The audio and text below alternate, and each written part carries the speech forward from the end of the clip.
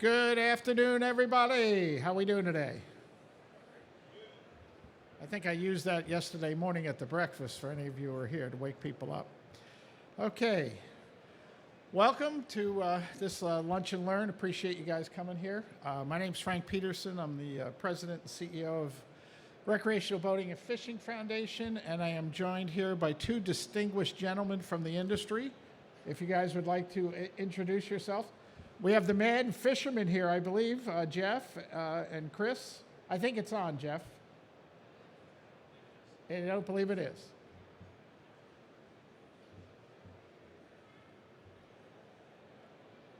And how about now? Good. Jeff Kolazinski, I serve as a brand manager over at Johnson Outdoors for Humminbird and Minn Kota. And we'll share a little bit about what we've done to keep people engaged. Chris. Hey everybody, I'm Chris Russell. I'm the marketing director for Pure Fishing. In the past, I've worked with Plano Molding, Shimano, and Eagle Claw over the years, so I look forward to sharing insights with you.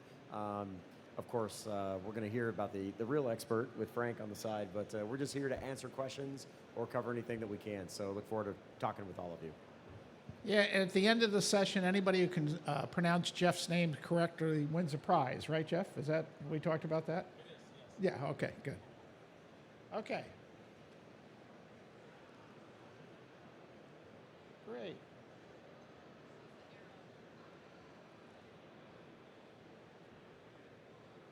Well, we were going to talk about this.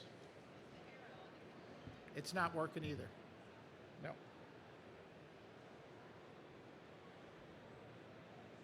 This doesn't work? No. No. Oh, okay, great. So what, okay, super. So first of all, what we're going to talk about today are who are these new anglers we got in 2020? Why did they fish? What barriers did they face when they were out there? Are they going to continue with us or just, float away? How can we best engage them? And what resources we have available for you to take advantage of these new customers?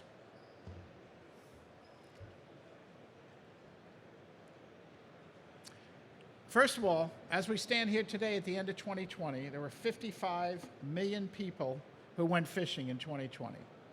That's 5 million more that went fishing in 2019, and that's 10 million more than went fishing 4.5 years ago. Some of you may know we've been on a mission to get to 60 million anglers by the end of this year, and we are well on our way to get there. I don't know if we'll quite get there, but we're going to come god darn close if we don't exceed it. So that's all good.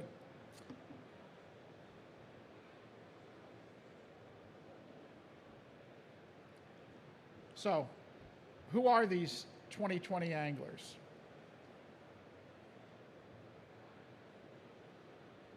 This clicker doesn't like me, guys.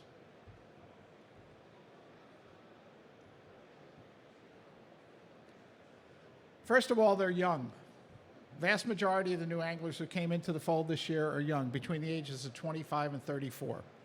They're diverse. We have more women, more Hispanics, more African Americans, more Asians fishing than we ever have before. And they live basically in urban areas, okay? So it's a little different audience than we may be used to dealing with. They're part of a target group that we go after called active social families, okay? Vast majority of these folks have kids in the household. And why is that important? Because if you ask anybody on this floor here today when they started fishing, probably 95% of them would say they fished before the age of 12 and definitely before the age of 18. As a matter of fact, I heard a stat this morning that if you don't learn to fish before the age of 18, only 4% of people who fish learn after that age. So youth, family are extremely important. So why did they fish? First and foremost, we've always known that mentoring is important. So a lot of these people fish for the first time in 2020 because someone asked them, a friend, a relative, a neighbor. Advertising. If anybody doesn't think advertising works, look at this stat. 25% of the new anglers decided to go fishing because they saw an advertisement, either on social media, TV, online, you name it. Children in the household, 33% of the new anglers had children in the household, and they were asked by those children to go fishing and boating. Okay? Extra time. The combination of remote work, remote school, no kids' activities, no movies, no concerts, no baseball games, all gave people an incredible amount of free time. Every survey we ever did going into 2020 showed time as a barrier. And I always thought that was a bunch of BS because you make time to do what you love. However, it's real. And you think about it, most families have two working parents or a single parent. You've got your kids in all these different activities. You have the daily pressures of life. Myself, I had a 3-hour, hour and a half in, hour and a half out every day that all of a sudden I had 3 free hours of time. I'm sure there were a lot of people who had that same thing. Social distancing. Okay, when you have the Mayo Clinic and major health organizations say it's safe to go outside and you can social distance and do things with your family, that was a big deal during this pandemic. And it gave them a chance to disconnect from all the negative stuff that was going on in the media and everything they were hearing about. So there were a lot of, almost a perfect storm of opportunity. We could not have thought of anything any better. Anything you guys want to add to that you've seen out there? The only thing there that I think it just really opened up to a lot of people that loved fishing in the past, and then they just had this opportunity to kind of relive it or come back to some of their childhood a simpler time. And so I think that's the thing that our sport has for it, is it's something that people enjoyed when they were younger.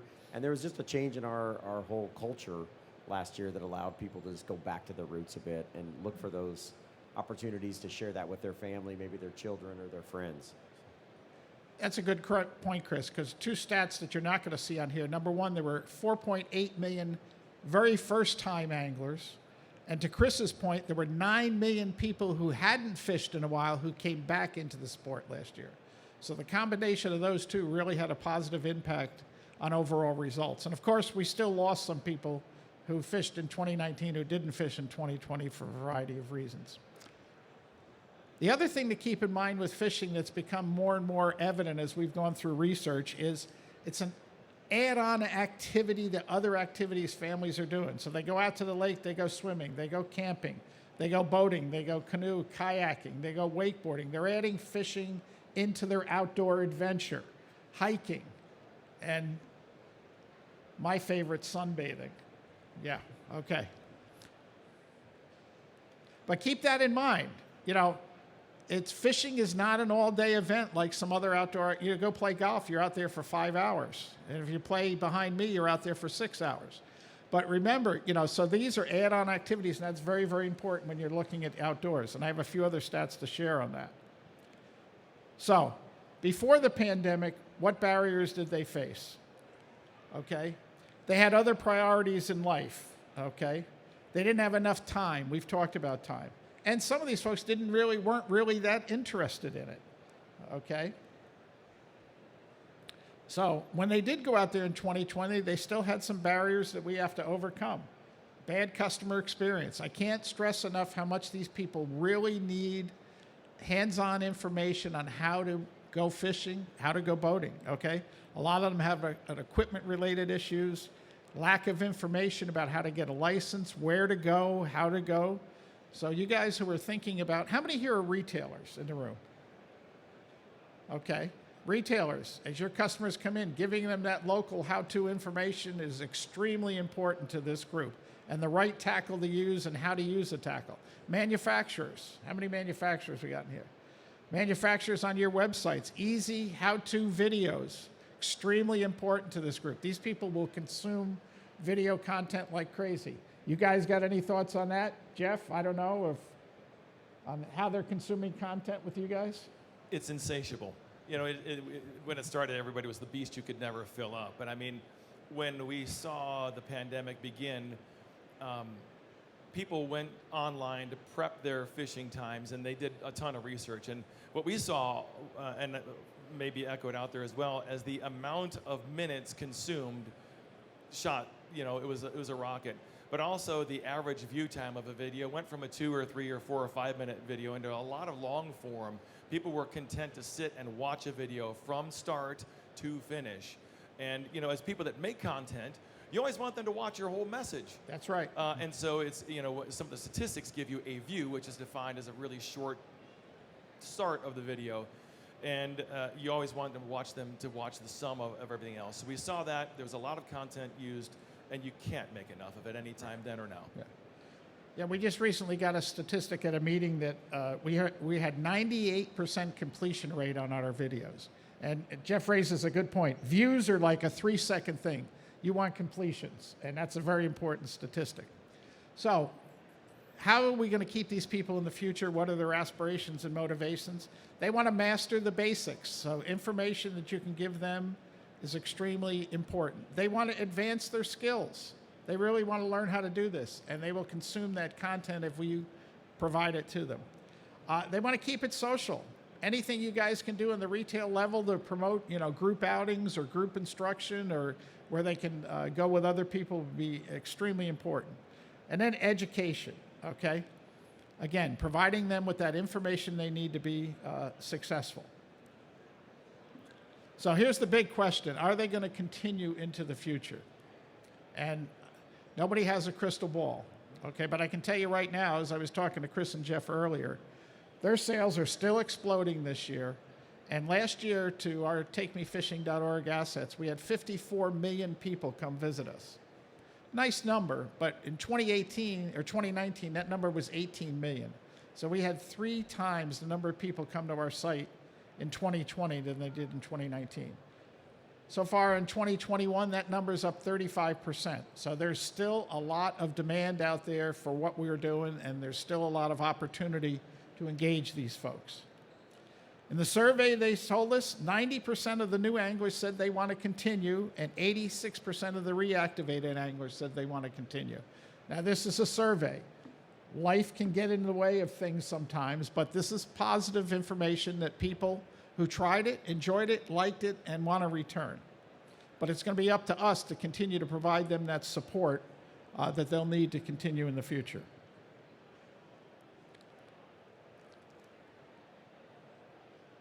So, commitment and investment.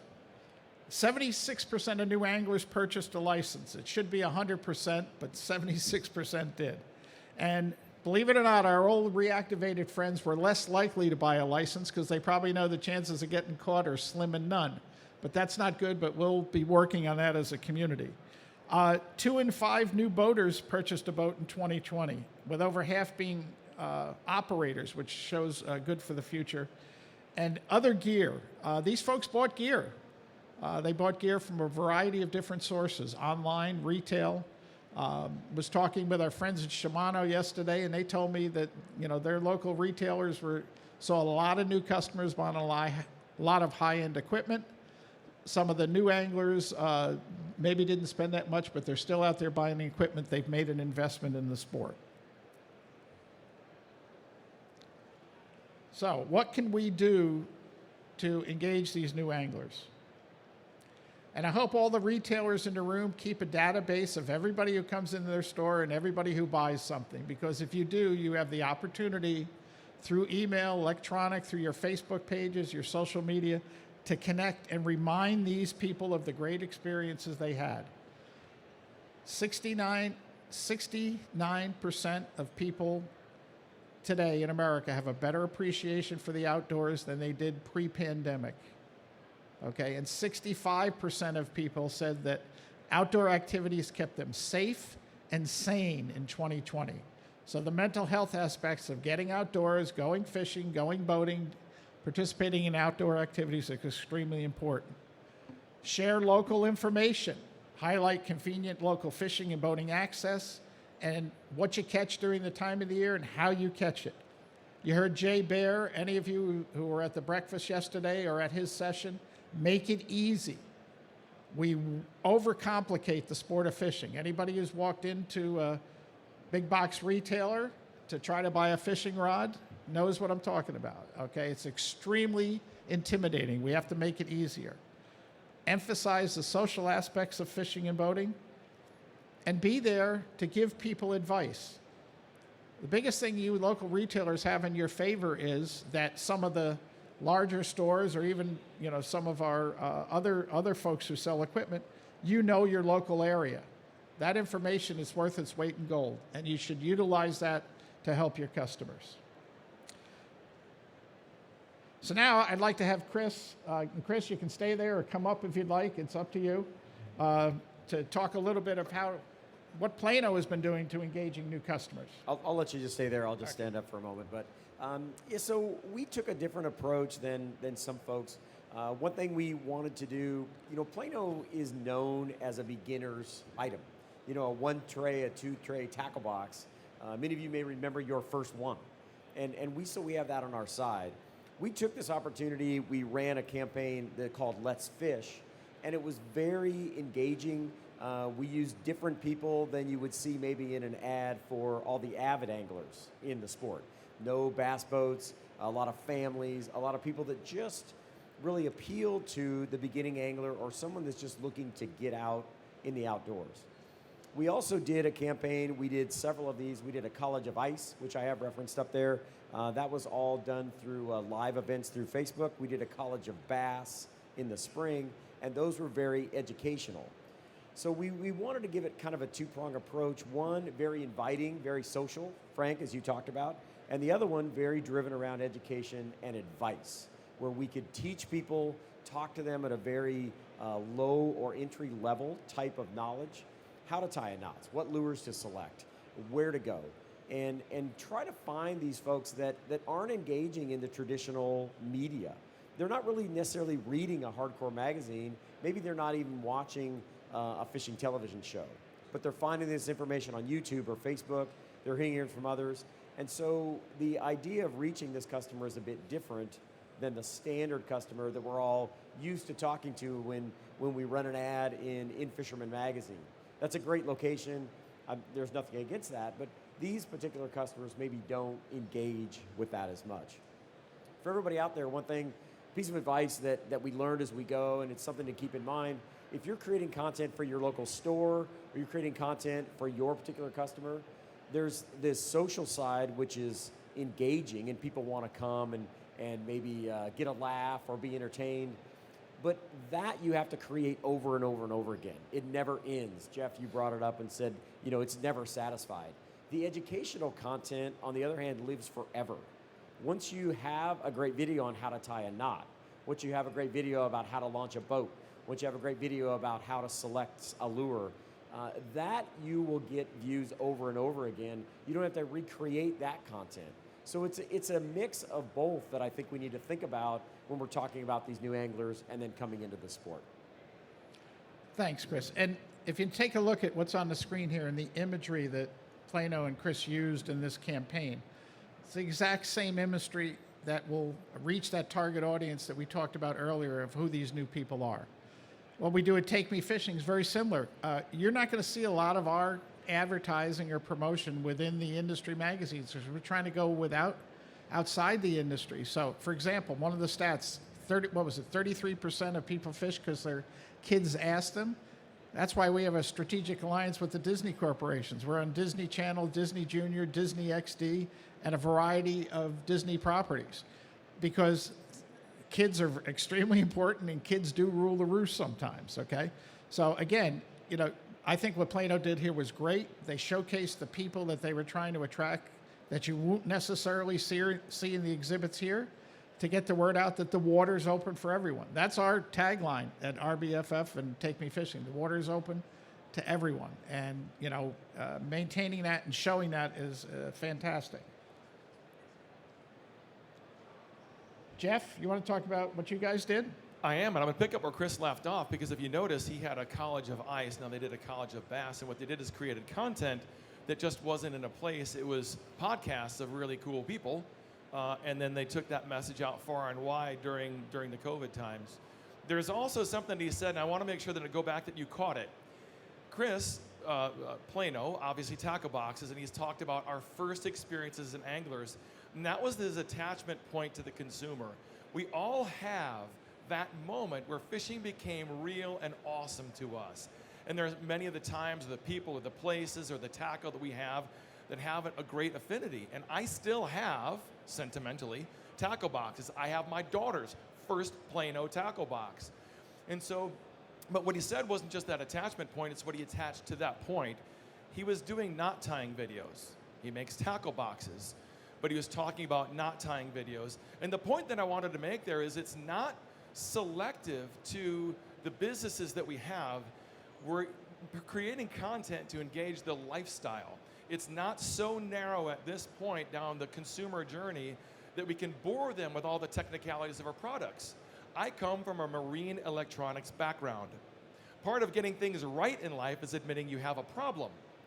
We are the single greatest violators of making something complex in the marine electronics world. Go figure out how to use your fish finder or a trolling motor. But to that degree, we sort of went along the path of getting it right. And we realized a fish finder, although some of us are fish heads and we're great pressing buttons and we're comfortable doing that, most normal people are uncomfortable and really intimidated. So we wanted to demystify the category and make content that allowed you to look at your fish finder, in this case our Humminbird Helix, and for every menu item on there, there was a video that told you what that menu did, why it was relevant to you, and how you would make the adjustments on the water. And so you can go the entire menu, it was like a DNA sort of decoding, you know, of that unit. So, and then once we had that content all consistently done, we had to put it in a place where people could get at it. And this was there pre-pandemic. And so we created a YouTube channel, which the sub lists, if you look at that, are each main menu tab. And we kind of said, if you're going to go out on the water and have a question of how do I learn how to use a Humminbird, it's right there on YouTube. And so you can watch that. We all know that people love to watch videos. They don't like to read white papers. I was that classic kid. I hate to read, but I'll watch a video, especially when I understand someone knows the subject matter better than I do, which is the case in most cases. So we have somebody who's really good at that, and you can watch that and understand what's going on. So that was one type of content that we did. The other, and that was very specific of how to get you feeling comfortable about your electronics. Did the same thing on trolling motors as well for the Minn Kota brand. But on a larger scale, we wanted to make sure that people had that amazing experience, and much of the content that I've been focused with is some really talented people in the field, creating content that is the lifestyle piece, that serves as that first example of what this is to fish. So it'll range from saltwater to freshwater or multi-species. And so creating the lifestyle content is a great place to engage a new audience of this is how awesome fishing is. We have to engage them at that point to get them down the purchase funnel where they care enough to look at a menu item and understand how to do that. So I would encourage you all to look at almost a menu item of what is the main course, what is a salad, because it all comes down to food with me. What is a salad, what is the dessert? And some of that stuff is the technical nature at the end of the meal, if you will. But some of that really has to get you in on the first part. So that's some of the content we did, and many more learnings on the way. Thank you, Jeff. You know, he talks about content. And we've added sections to our website on how you cook what you catch. And we've invited it in recipes and other people's ideas on how to cook and clean and do other things with it. I think what we have to do is you walk around this hall and you listen to people talk, and they're talking about all the features of their various product. We have to almost take the mindset that what would you do if you landed on this planet and didn't know how to do this? Forget about what you've learned, okay? And really, when you have a new customer, they're starting with a blank piece of paper, okay? There was a product called Ready to Fish. I think someone in the back room might be familiar with that product. And somebody sent us a picture one time. Ready to Fish has the clip on everything you need right on the pole and everything. Someone sent us a picture one time where they went fishing and they left that on the pole, okay, when they were going fishing. So, I mean, you got to really, really think that we have to get a little bit, with the new people, we have to get a little more elementary, and we have to start from a blank sheet of paper, teach them how to go. So, what are some retention resources that are available now? And we talk retention because obviously with this influx of new anglers and reactivated anglers, we want to keep them. We want to keep them for a period of time. We want the new plateau to be higher than what it was pre-pandemic, okay? We're not going to be able to keep all of them, but we have to try to keep as many as we can. So there's a lot we can do. At takemefishing.org, we've developed a retention toolkit that contains a lot of the information on the research that we've talked about today. And we also have some plug-in opportunities for you to utilize on your various websites to help folks find places where to go near them, how to quickly get a license. Our license plugin eliminates anywhere from 2 to 4 steps in getting your license versus going to a state agency site. You simply go to our map, click on it, takes you right there, eliminates all the BS that usually leads up to getting that license. I know you guys have used some of this content. You got any thoughts that you want to share with that? Yeah, sure. I think the next slide, it shows a little bit of the snapshot of the Plano website. And one thing that Frank, you didn't go into detail on, but you may look up here and say, oh, well, Plano, you've got the chance to make a lot of content, or Jeff and his whole team at Johnson Outdoors. There's so many of these amazing assets that are available to all of you in these toolkits that Frank just mentioned. This plugin, for example, we didn't create that. We didn't generate that. We just used the plugin that was available through this system. There's images there. There's a lot of other great things. And once people come to our website, we know that they're there for information. They want to learn about product. They want to learn about how to fish. They may watch some videos from us. They may read our blog. They may find out a little bit about an angler on our pro staff. But we also want to fulfill that need to buy a license. And with this plugin, it's very simple. It takes very little programming. Your web designer would be able to get this running in literally minutes. And it's very useful, and it's driven by state. So you click on the state, it takes you right to the right website. For all of us that maybe travel to fish, we've bought licenses for other states, and it can be confusing. This takes the guesswork out of so much of that. And at the end of the day, we're just trying to make it easy. We've used that word a couple times, right? Easy. How do you make it easier? And this is just one more way. It eliminates one more barrier for people to get out and enjoy fishing and eliminate some guesswork. It's intimidating enough to tie the knot and pick the right lure and know where to go and make sure you're doing it all correctly. So just one more way that we can try to make it a little easier for these new folks out there. And it's mobile optimized too. I mean, 90% of the traffic to Take Me Fishing assets comes through a mobile phone. It's mobile ready too. So it's an easy, small piece of code, you're ready to go. I know there's some companies that have used this here. They're not here with us today, but they've gotten accolades from their customer. Oh, thank you for doing this. It made it easier to get my license. Thank you, Daiwa. Daiwa was one of the first adopters of it. And they were getting all sorts of kudos from their customers. But that's why we're here. That's why we developed this stuff. So hopefully we can get more people to buy license. It reduces barriers. It makes it easier. 140 companies in the industry are using this, so it's kind of a universal thing that unites the industry, and it really helps your customer. At the end of the day, you're making it easier for your customer to get a license. So the next tool we have up here is our inventable places to boat and fish map, and Jeff's going to talk a little bit about that. So there are a couple things you know when you want to get started. You need to know when you get started in fishing. One, that you need a license, and that's an epiphany that many people don't know. Yep. So making that easy is obviously a piece, as Chris touched on. The other place or thing that you need to know is, where do you go to do it? Okay, I want to fish, and I've got a license, and now where do I go? So Frank and team here have made another plugin, and it is, where do you go to fish? And it is as simple as putting it in your own website. And what's important to know is you don't need to have a programmer. It doesn't take deep IT support to do it. It is in fact a plugin, but what we're doing is really serving the people that are really new to the sport.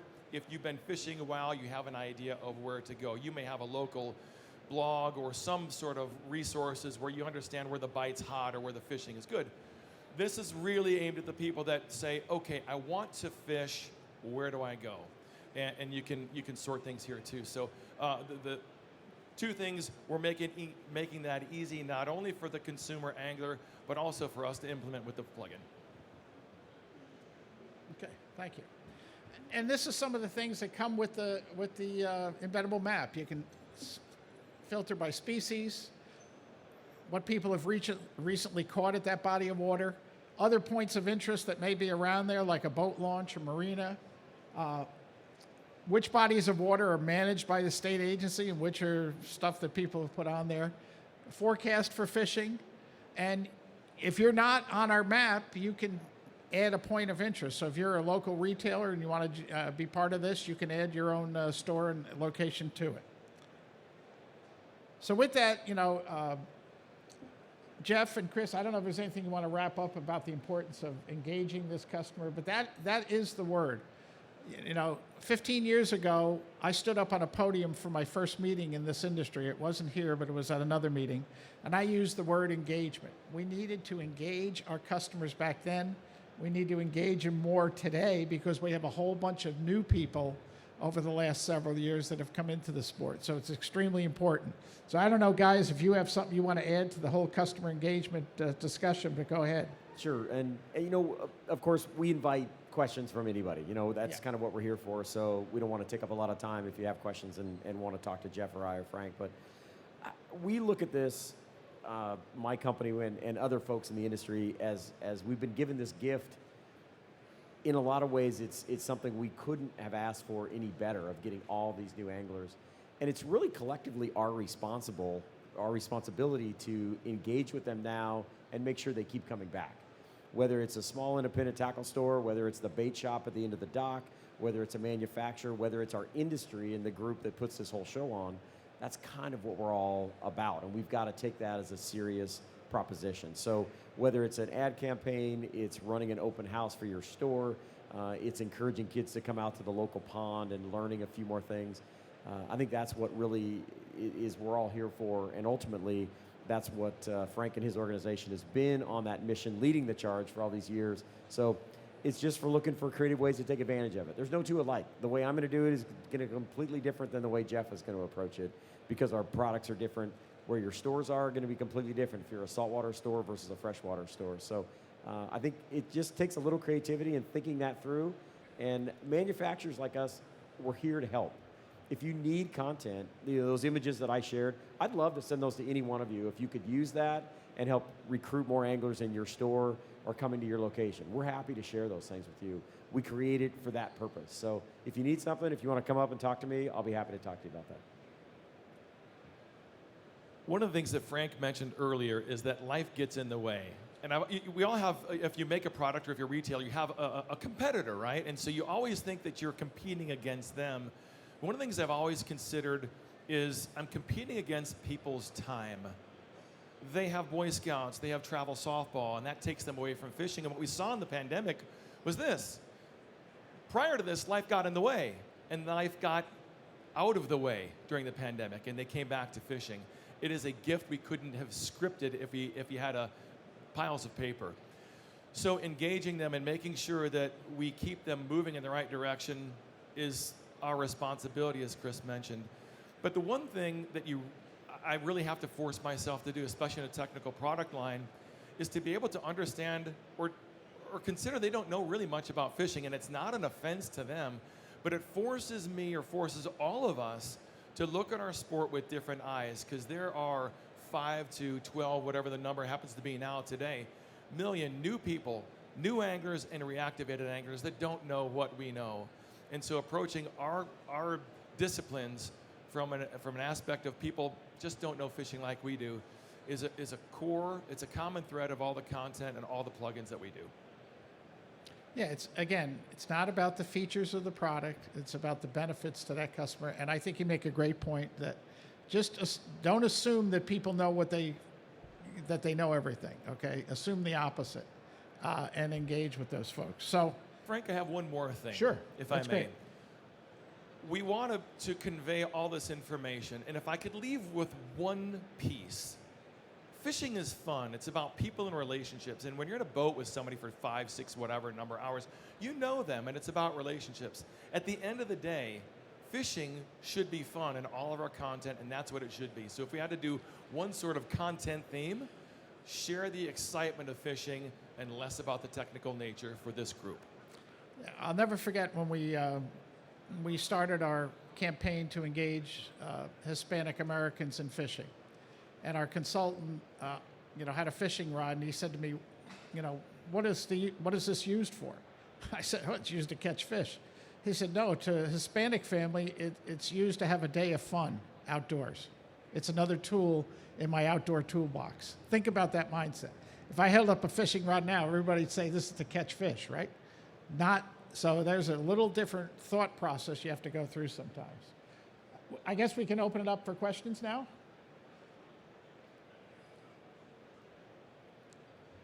How about some answers? No? No questions? Yes, ma'am. I don't have a question, but they are Hispanic. Yeah. Thank you. I don't have a question, but my husband and I are Hispanic. We have a kayak angler group in Tampa Bay, and we had it for a couple of years, and it's just a group of friends that we go kayaking. But last year, we got an increase of friends that started asking us questions about, kayaking and fishing. And a lot of them are Hispanic. They don't speak English. Right. And so I just want to thank you because I was on your website and I saw the content. From last year to now, my husband and I decided to do a nonprofit because the volume of friends and people coming up to us asking questions was incredibly high in both Spanish and English. And so we thought, how do we give back to the community? How do we do this right? How do we educate the young? And we have 2 little girls. And so we do this as a family event. And that also brought other friends that were like, I'm stuck at home, or I got I'm unemployed, my mental health. And so everything you talked about today really, really connected with us. And again, going back to the Spanish content, it's incredible. A lot of companies don't understand, or they don't know that there is a whole culture out there that needs the information in Spanish. And the majority are bilingual, but we have a lot. We're from Puerto Rico originally. We have a lot crossing the pond that where they do have a basic English, it's not enough to understand the information that's out there. So to you, again, thank you for having that whole, content available in Spanish. And that content is also available for you folks to use on your sites if you choose to do that. So, thank you. Come on, other Anyone questions? else? We'll be here for a few minutes if you'd Yeah. rather have some personal conversations. Yeah. And I'll just mention, there's some great, I'll call them Cliff Notes, infographics in the back of the room on the research that Frank discussed. And we would love to send you more info and keep you in the loop of what we're doing. So we also have a clipboard back there. If you want to drop a business card, drop your name and email. Old-fashioned way to connect. Okay. Thank you.